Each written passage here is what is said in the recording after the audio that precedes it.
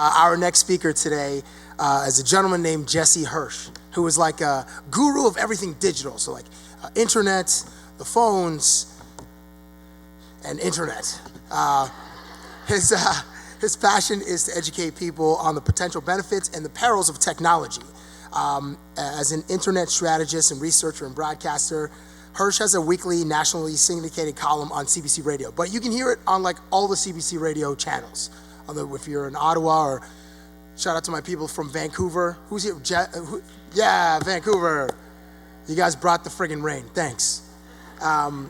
So he on these shows, he analyzes the latest trends and developments in technology and uses like simple language so that everybody can understand. So like back there, he would probably label me as an Instagram or Facebook creeper, which is fine.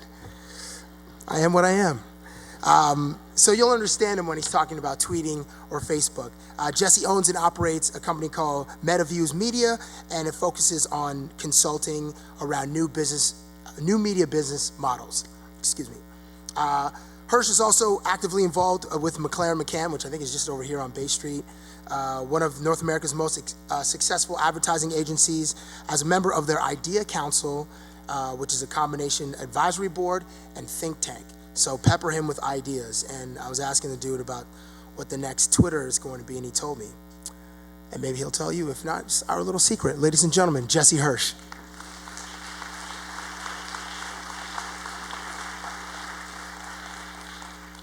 The great Canadian William Gibson, who's often accredited with deriving the term cyberspace, has a great phrase that the future is already here. It's just not evenly distributed yet.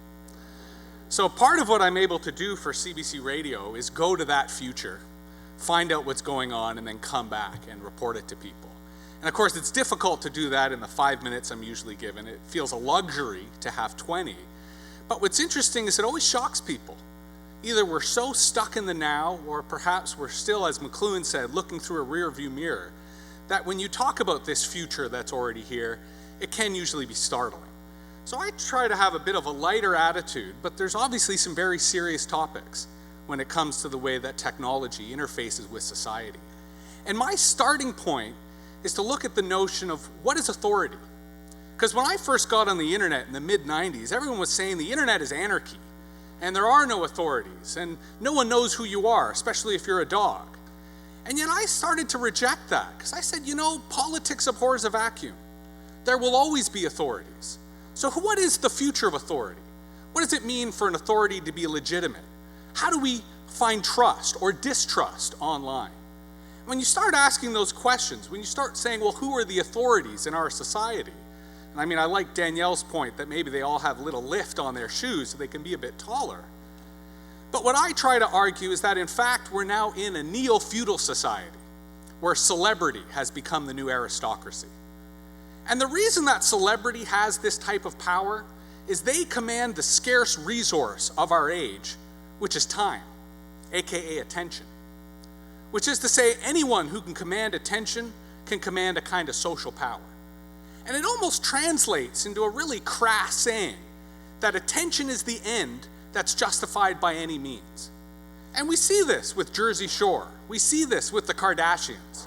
Celebrities who have no real qualities, characteristics, prerequisites, other than their own desire for attention and fame. Now, for young people, obviously they see this and it trickles down. Take Jersey Shore. Granted, the show has been canceled, but nonetheless, each of them makes on average $30,000, $40,000, $50,000 to show up at a club for 15 minutes so they can say, you can party with Snooki. In fact, when the show was on, the situation was actually paid by Abercrombie & Fitch not to wear their clothes and not to ever mention them. Different bag companies like Yves Saint Laurent would send their opposition, their competitors' bags to Snooki so they'd have that type of negative brand association. But it speaks very much to the role that culture plays in technology, both in terms of the speed it makes, but also that culture is the key ingredient to technology's success.